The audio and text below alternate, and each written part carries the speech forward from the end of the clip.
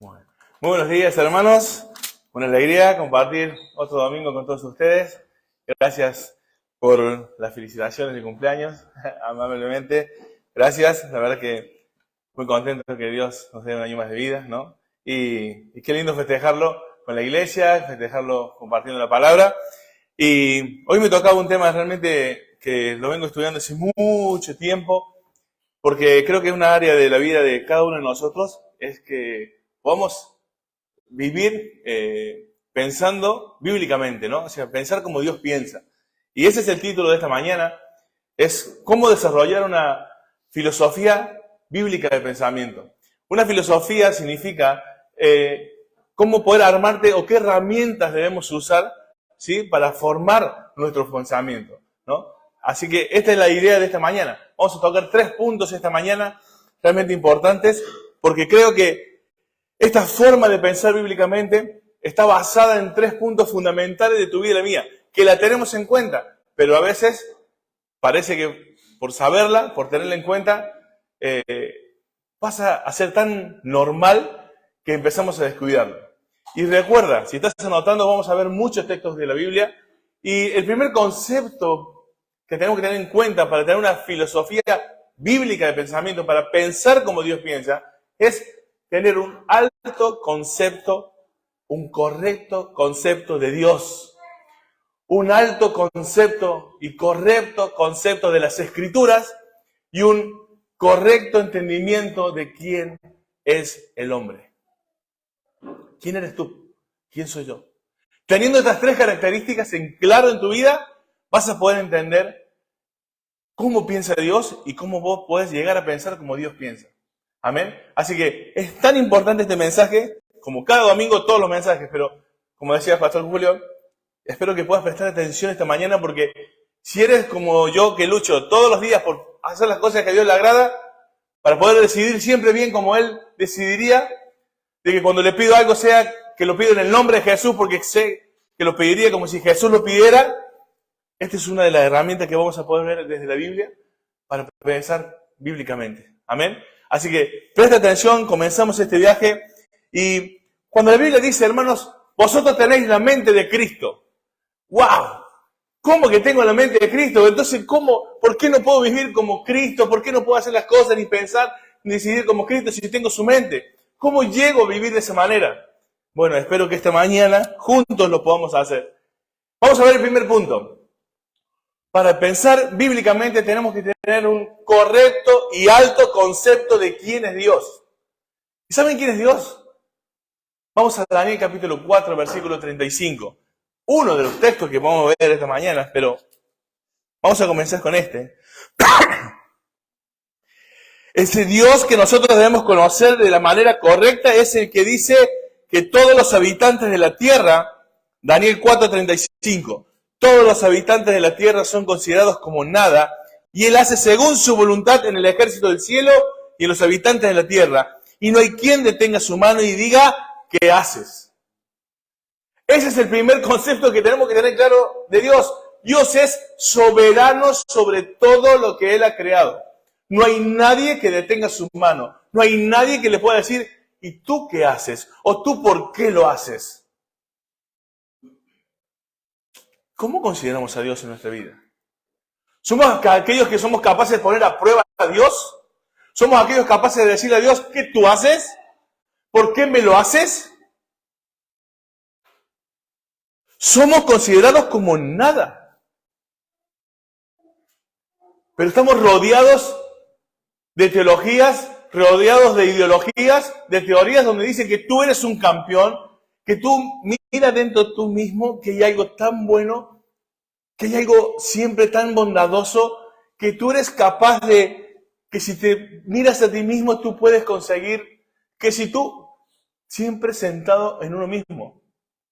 Y recordemos algo, el problema comenzó en el Edén cuando le creímos a Satanás diciéndole que íbamos a ser como Dios, soberano sobre todo. Así que el correcto concepto de Dios, hermano, es que Dios es soberano sobre todo y nadie le va a poder, ni le dijo, ni le podrá decir, ¿qué haces? ¿Y por qué lo haces? Leamos Isaías, 46:9. Isaías 46:9.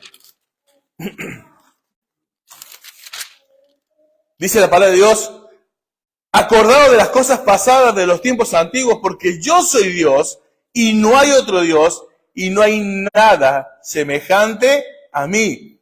Mira lo que dice el 10, que anuncio lo por venir desde el principio y desde la antigüedad, lo que aún no era hecho, y que digo, mi consejo permanecerá y haré todo lo que quiero. Que llamo desde el oriente al ave y de la tierra lejana al varón de mi consejo. Yo hablé y lo haré venir. Yo lo he pensado y también lo haré.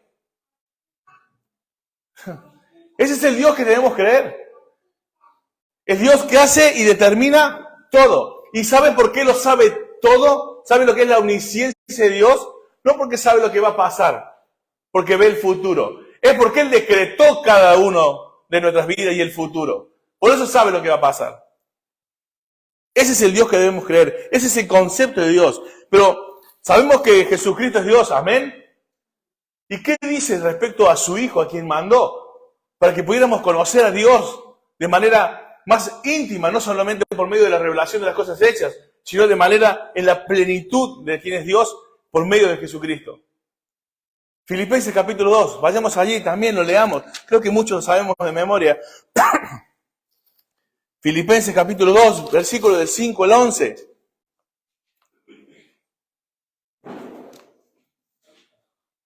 ¿Recordamos? Haya pues en vosotros este sentir que hubo también en Cristo Jesús, el cual siendo en forma de Dios, no estimó ser igual a Dios como cosa que aferrarse, sino que se despojó a sí mismo, tomando forma de hombre, de siervo, hecho semejante a los hombres, y estando en la condición de hombre, se humilló a sí mismo, haciéndose obediente hasta la muerte y muerte de cruz, por lo cual Dios también le exaltó hasta lo sumo, y le dio un nombre que es sobre todo nombre, para que en el nombre de Jesús se doble toda rodilla de los que están en los cielos y en la tierra, y debajo de la tierra, y toda lengua confiese que Jesucristo es el Señor, para la gloria de Dios Padre. Ese es el Dios que vos y yo debemos creer. Esa cosa, esta teología que la palabra de Dios nos muestra acerca de Jesucristo es realmente incomprensible, querido hermano. Jesucristo es Dios. Jesucristo es el Todopoderoso. Jesucristo es el Cordero, amén, pero también es el León que vendrá. Jesucristo es el majestuoso, el dueño de todo, que vimos que no hay quien detenga su mano. Pero cuando Él hablaba de sí mismo decía, aprended de mí que soy manso y humilde de corazón. El Dios que tenemos es Dios que lo conocía todo, pero como humano, ni aún el Hijo sabe cuándo vuelve, cuándo será el regreso. Como hombre tenía sus limitaciones, se despojó a sí mismo, aunque lo sabía todo. Es el creador del universo y el que lo sustenta todo, pero Él tuvo hambre y sed. Él es el único ser existente que no depende de nada, pero cuando vio y entrando a Jerusalén, lloró, se entristeció. Sus entrañas se compugieron porque les veía como perdidos, como sin pastor. Es ese Dios que, siendo justo, murió por los injustos. Ese es el Dios incomprensible, de manera cabal que vos y yo tenemos que creer. Ese Dios, querido hermano, para poder entenderlo y entender ese concepto correcto de Dios, a veces tenemos que pensar, ¿qué no es Dios? Mucha gente dice, yo creo en Dios, pero tiene un concepto justamente contrario a lo que es Dios. Y por eso siempre digo, ¿podemos saber de Dios si no estudiamos teología? Sí. Podemos saber muchas cosas de Dios sin estudiar teología. Pero el problema es que si no estudias teología, esas cosas que quizás sepas de Dios, que pueden ser muchas, estén equivocadas. Hay mucha gente que tiene equivocado el concepto de Dios, aún yendo a la iglesia. ¿Sabe por qué? Porque Dios no es el que va a solucionar tus problemas. ¿Quién es Dios? ¿El que soluciona tus problemas? Porque puede ser de esos que se acercaron a Jesús por los panes y los peces. Ese no es Dios. Ese no es el Dios que vos debés creer para poder pensar y conocer correctamente a Dios. Vayamos a 1 de Pedro, capítulo 4, versículo 12.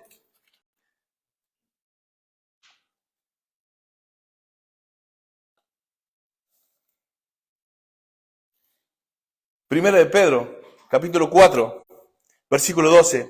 Amados, no os sorprendáis el fuego de la prueba que os ha sobrevenido como si alguna cosa extraña aconteciese, sino gozaos por cuando sois participantes de los padecimientos de Cristo, para que también en la revelación de su gloria os gocéis con gran alegría.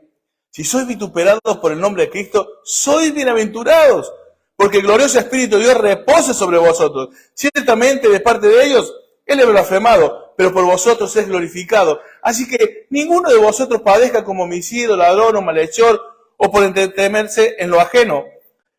Pero si alguno padece como cristiano, no se avergüence, sino glorifique a Dios por ello.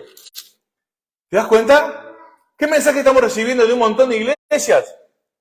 Ven a Cristo. ¿Querés coche? Ven a Cristo. ¿Querés sanidad? Ven a Cristo. ¿Querés que tu familia se mejore? Ven a Cristo. ¿Querés que tu hijo vuelva a Dios? Vení a Cristo. ¿Querés? Pero pacta primero. Porque la bendición parece que hoy se comprara. Esta semana vi a un pastor diciendo, no les profetizo más porque solo he visto $200 en la ofrenda. Si no pone más, no les sigo profetizando. Lo que tengo aquí, te lo vas a perder.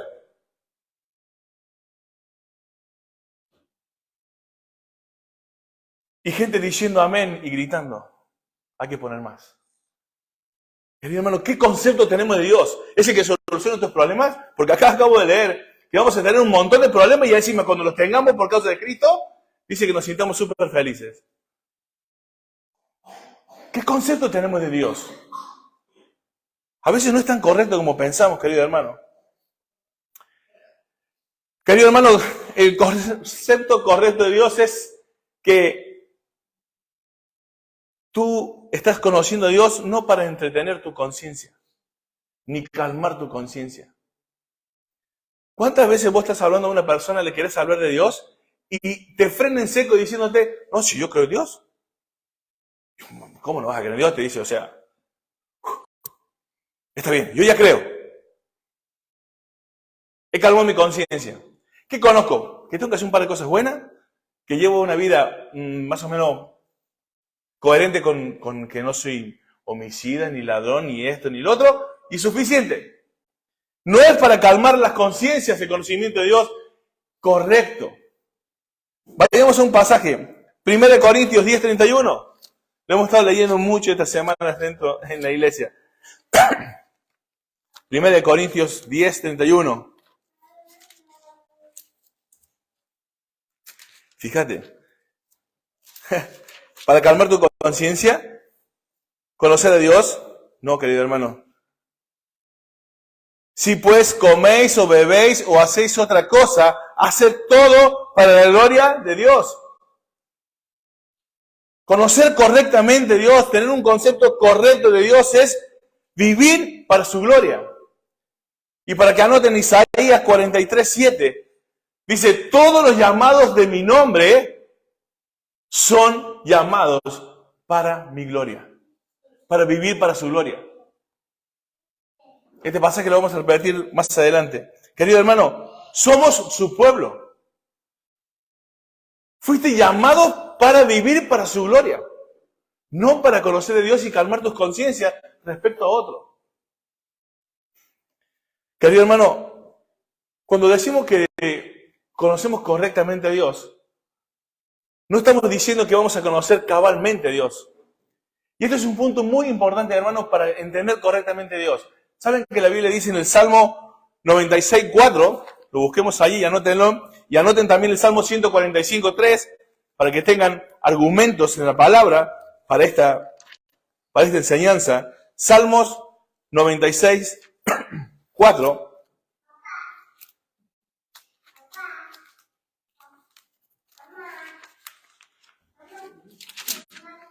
Dice allí la palabra de Dios. Porque grande es Jehová y digno de suprema alabanza, temible sobre todo los dioses. Porque grande es Jehová y digno de suprema alabanza y temible sobre todo los dioses. 145:3.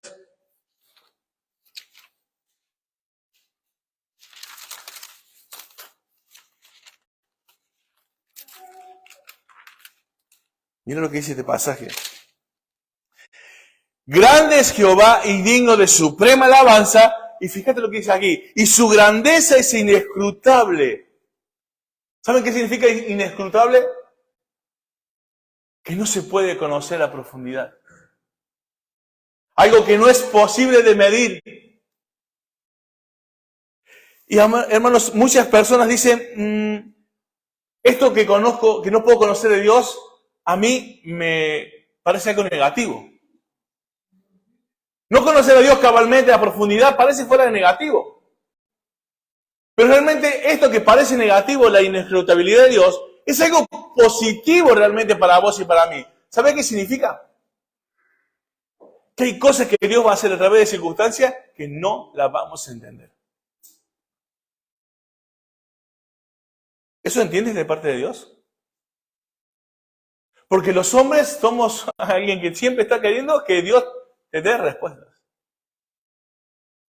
¿Y qué hay si Dios no te da respuestas? Lo que leímos al principio. ¿Y quién hay que le diga qué haces? ¿Y quién hay que le diga por qué lo haces? Hermano, el concepto correcto de Dios es que Dios es inescrutable y Él va a hacer cosas que no vamos a entender. Y encima otra cosa.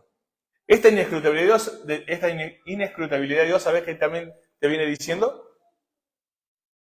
Que las cosas que no te van a decir justamente porque ni siquiera las podrás entender. Nos habla de lo finito que somos. Querido hermano, Dios a veces nos da directrices a través de las circunstancias sin medir palabras. Solamente por los hechos que nos suceden. Y no te va a dar explicaciones. Eso es un correcto entendimiento de la inescrutabilidad de Dios. Que Dios no se puede medir. Dios no se puede saber todo. Pero justamente para que podamos depender de Él. Romanos 12:2, ¿qué dice? Que nos transformemos no conforme a 7 siglos, sino transformados por medio de la renovación de nuestro entendimiento para que seamos capaces de comprender cuál es su buena voluntad, agradable y perfecta.